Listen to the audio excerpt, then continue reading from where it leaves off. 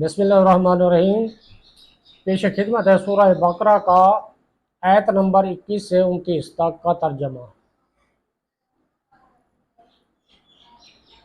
جن لوگوں کو ہم نے کتاب عنایت کی ہے وہ اس کو ایسا پڑھتے ہیں جیسا اس کے پڑھنے کا حق ہے، یہی لوگ اس پر ایمان رکھتے ہیں، اور جو اس کو نہیں مانتے وہی خسارہ پانے والے ہیں۔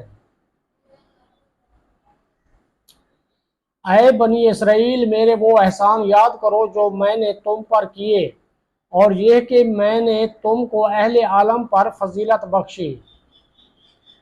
اور اس دن سے ڈرو جب کوئی شخص کسی شخص کے کچھ کام نہ آئے، اور نہ اس سے بدلہ قبول کیا جائے، اور نہ اس کو کسی کی سفارش کچھ فائدہ دے، اور نہ لوگوں کو کسی اور طرح کی مدد مل سکے۔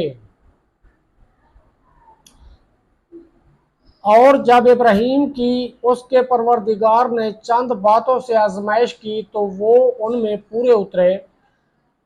فرمایا کہ میں تم لوگوں کا پیشوا بناؤں گا۔ لوگوں کا پیشوا بناؤں گا۔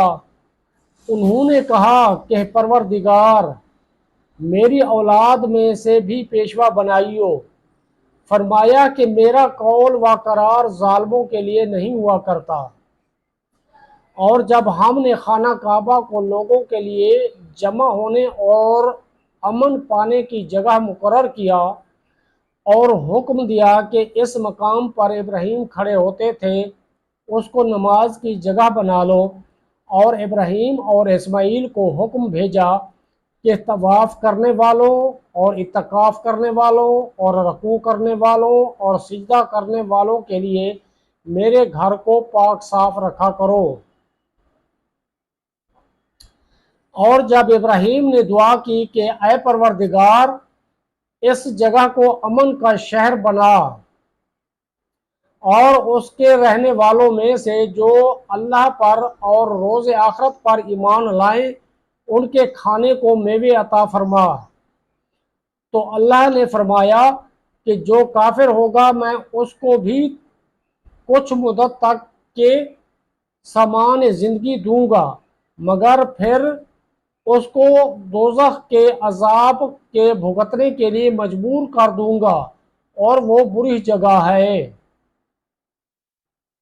اور جب ابراہیم اور اسماعیل بیت اللہ کی بنیادیں اونچی کر رہے تھے تو دعا کیے جاتے تھے کہ اے ہمارے پروردگار، ہم سے یہ خدمت قبول فرما، بے شک تو سننے والا جاننے والا ہے۔